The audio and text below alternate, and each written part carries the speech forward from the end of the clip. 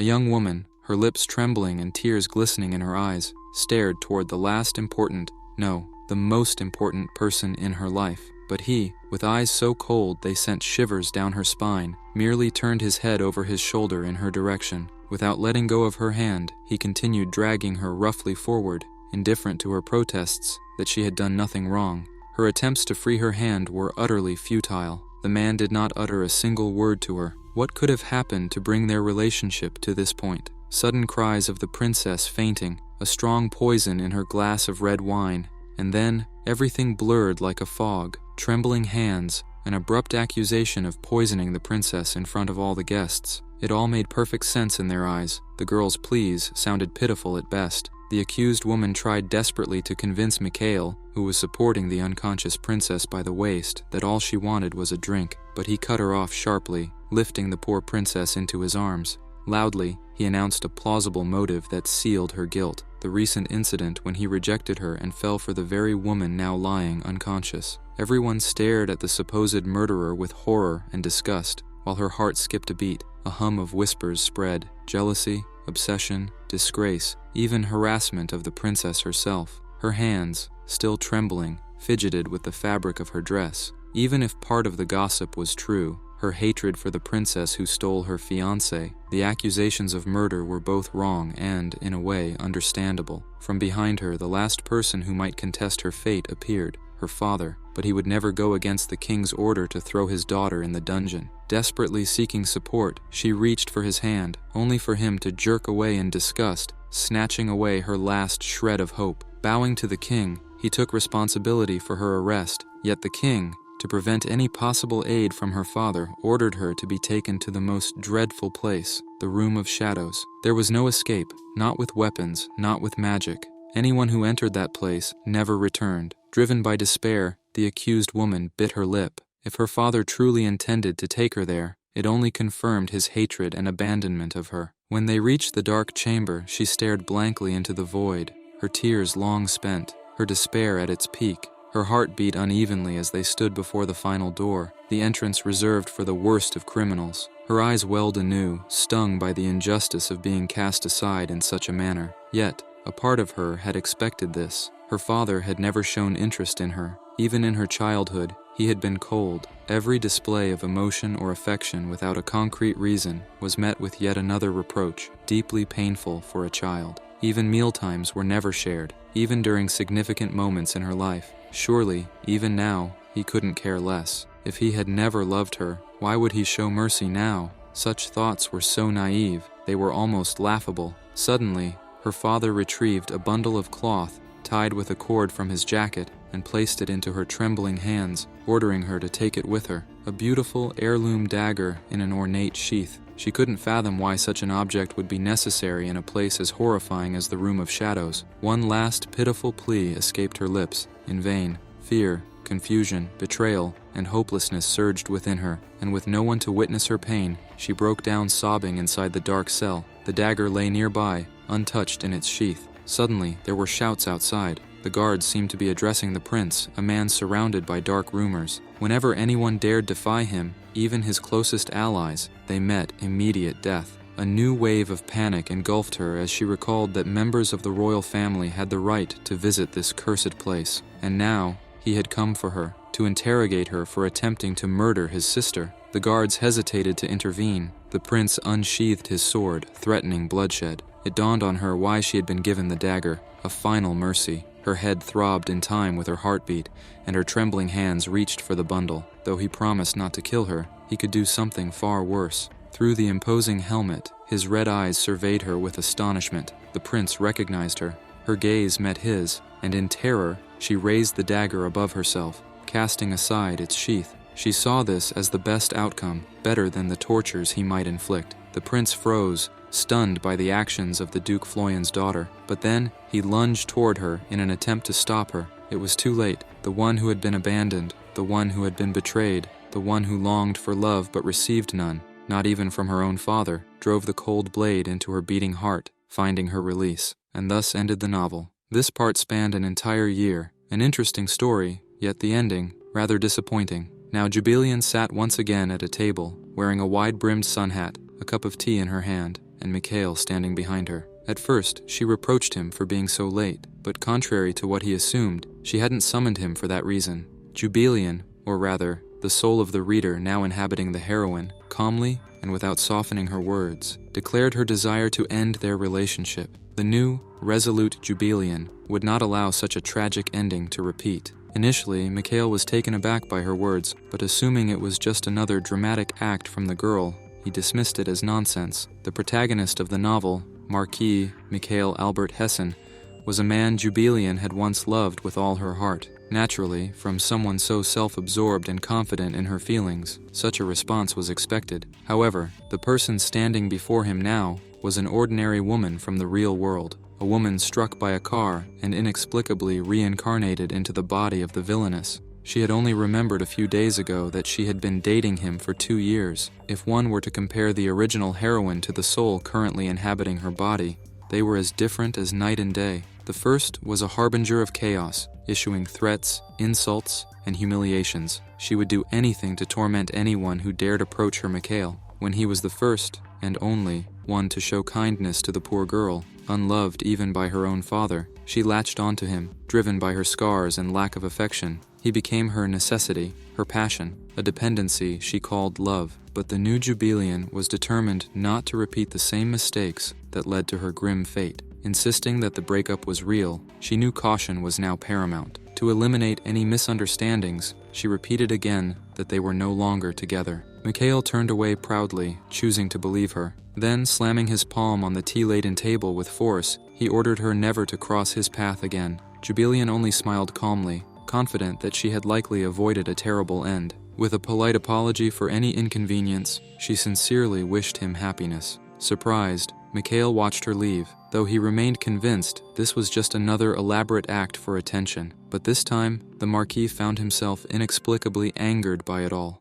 Jubelian returned to her palace, longing for the peace of her chambers. On the staircase, her father, Duke Regis Adré Floyant, the Empire's sole swordmaster, descended hurriedly. The last image of him flashed in her mind, a bundle containing a dagger, the only salvation he could offer his daughter, considering he didn't love her. In his rush, he passed by her, but Jubelian decided to greet him, softly smiling. Of course, it was merely an act of courtesy. Knowing his nature, there was no point in seeking his love. It was futile, but securing her inheritance and wealth, that was entirely achievable. Feigning interest, Jubelian expressed sympathy for her father's workload, training, and responsibilities. The man responded with cold silence, unsettling her.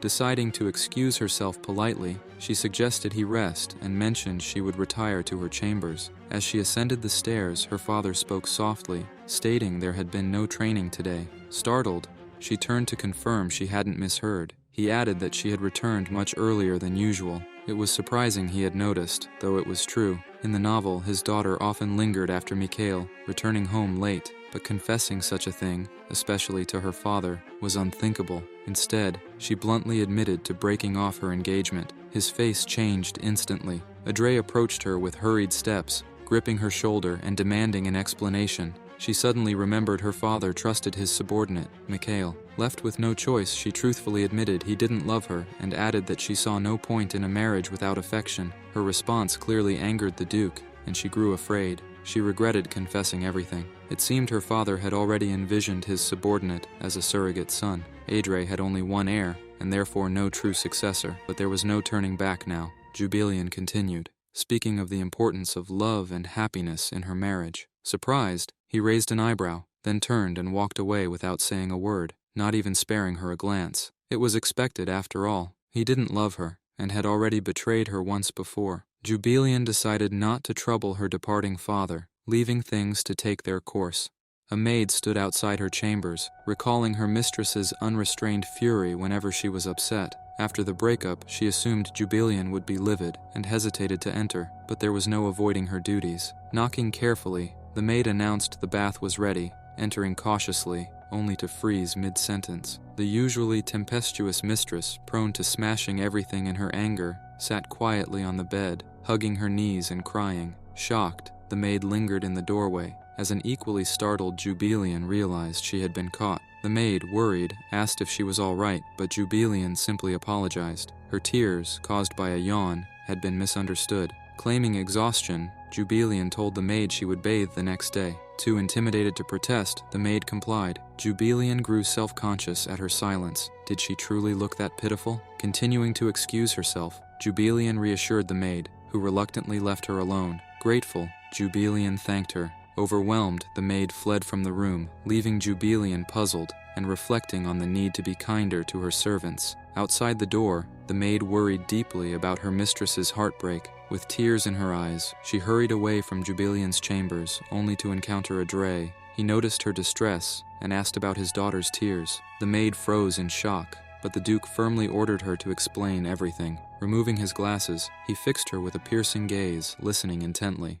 The next day was beautiful. Birds sang, sunlight streamed through the windows, filling the room with warmth, and a soft breeze gently swayed the curtains. Jubelian stretched lazily, hoping for a productive day ahead. Merlin knocked lightly on the door, greeting her mistress and notifying her of a breakfast planned with the Duke. Jubelian froze in surprise. At breakfast, she sat across from her father in complete silence, eating reluctantly. They had never dined together before. The man's piercing gaze stayed fixed on her, making her increasingly uncomfortable. Noticing her slow pace, he placed another portion on her plate, leaving her with no choice but to choke it down under his watchful eyes. After overhearing a conversation with a maid in the corridor, Jubelian was convinced her father found her pitiful, and he had every reason to. The Duke, a general of the Central Army, leader of the Knightly Order, the Empire's foremost aristocrat, its strongest hero, and the victor of the Great War 20 years ago. Comparing him to Jubelian, whose sole focus had been seeking Mikhail's attention and spying on him, was patently ridiculous. She was a laughingstock, friendless, powerless, and without fame. They couldn't be more opposite. Suddenly, the Duke broke the silence with an unexpected question. "What do you find attractive in men?" Caught off guard, Jubelian froze and in shock asked why he was asking such a strange question. The Duke casually replied that he was merely curious, though his uncharacteristic inquiry was highly suspicious. After all, he had never shown interest in her thoughts before. The only explanation she could think of was that he wanted to match her with someone else, likely as a replacement for Mikhail as her prospective suitor. But Jubelian was resolute. She wouldn't let that happen. Feigning innocence, she repeated the question aloud and declared that she was only drawn to strength surpassing even her father's. Since no such partner existed, her words effectively crushed any notion of marriage. The Duke's expression grew cold and skeptical, as if weighing whether she was joking. Jubelian pressed on with exaggerated sweetness, insisting she truly wanted such a husband, but lamented that no one could rival her father's strength. Under his sharp gaze, she realized her response had been too provocative. In a hasty attempt to diffuse his irritation, she added that her ideal partner must also possess wealth, titles, appearance, land, and skills. The Duke's intense stare bore into her, but he eventually softened, lowering his eyes in contemplation. Just as Jubelian began to relax, he spoke again, with an unexpected invitation to go for a walk. She abruptly stood, knocking her knife onto the floor, demanding to know the purpose of this sudden idea. His indifferent response, claiming no particular reason, was clearly false. After 18 years of distant indifference, her father had suddenly decided to stroll with her. Jubelian said nothing but harbored a storm of silent questions. During the walk, she couldn't help but wonder why all of this was happening. On a bustling market street, among the vendors hawking their wares, the Duke walked ahead while Jubelian trailed behind, shielding herself with a parasol. He seemed to buy anything and everything that caught his eye: a jeweled brooch, a comical totemic owl figurine. Each purchase left her more bewildered. Jubelian's attention was caught by a peculiar stuffed rabbit encrusted with gaudy gemstones, sparkling under the sunlight. She marveled that anyone would want to buy such a thing. Then, from behind her, a familiar voice startled her.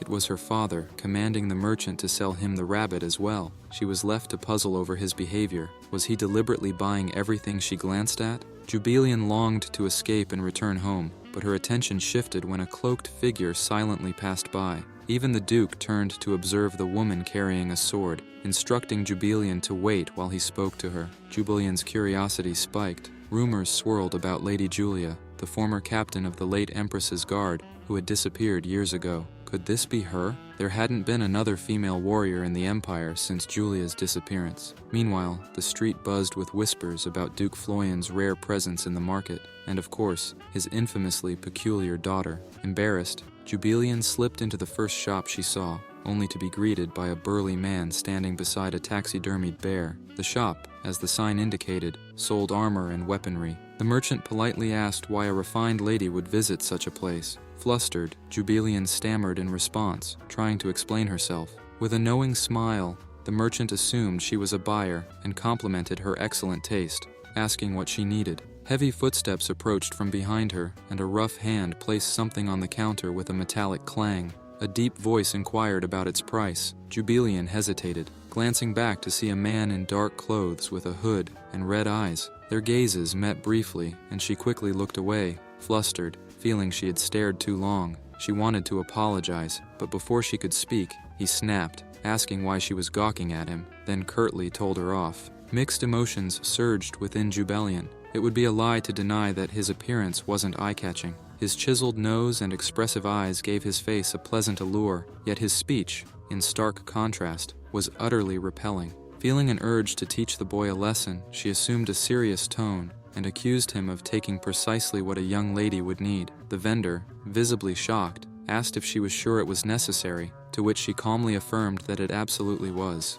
However, it turned out to be armor polish, and Jubelian froze, her cheeks flushing as she realized she'd set herself up. The boy behind her cast a reproachful look at her as she scrambled to explain that the polish was essential for maintaining silver at home. Strangely, she wasn't entirely wrong. The vendor commented that a single can wouldn't be enough for everything. He left to fetch more from the storeroom, leaving the two customers alone. Jubelian didn't manage to stop him, while the boy sighed heavily and rolled his eyes. Tossing a gold coin onto the counter, he grabbed the polish and headed for the door. Surprised, Jubelian turned to him and reminded him about his change, trying to stop the dark-haired boy. The vendor had named the price as 10 silver coins, yet he'd left an entire gold piece. Ignoring her completely, he walked away, prompting her to chase after him, trying to grab his cloak. She bumped into him nose first, insisting that he'd mistaken the coins. He glanced over his shoulder at her, but Jubelian pressed on, asking if he was a foreigner, unfamiliar with the value of gold.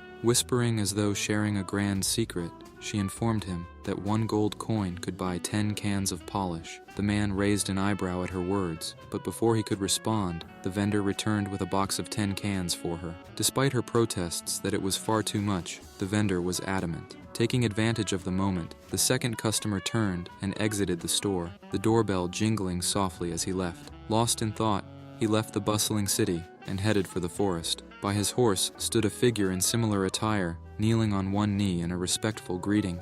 Reddish hair peeked out from under the hood as a gruff voice delivered a message about a scheduled visit to Duke Floyan. The man nodded curtly, signaling he'd understood, and drifted back into his thoughts, his expression darkening enough for the figure beside him to notice. "Is something troubling the Crown Prince?" the companion asked. Once again, the girl from the shop, lecturing him about gold coins, resurfaced in his mind. After a brief pause, he answered, "Nothing happened," and led his horse away from the figure.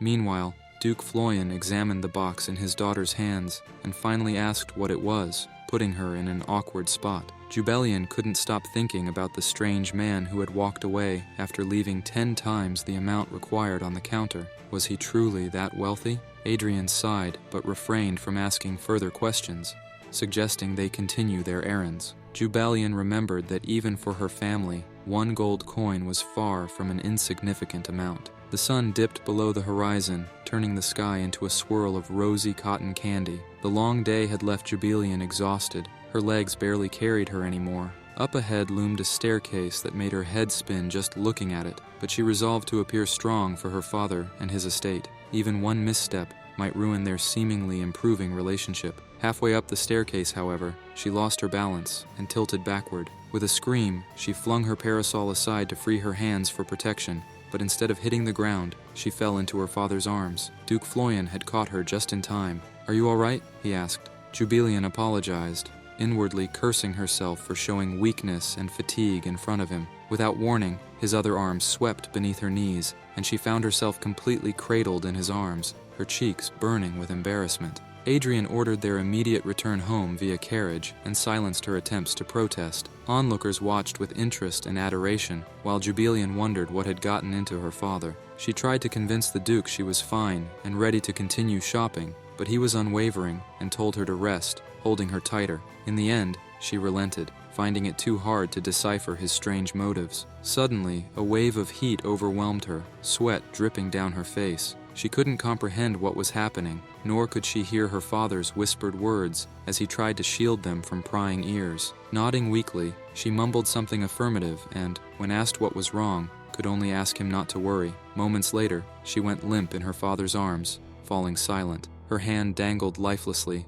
unmoving. She no longer heard his frantic shouts, calling her name, Jubelian, desperately trying to pull her back to reality.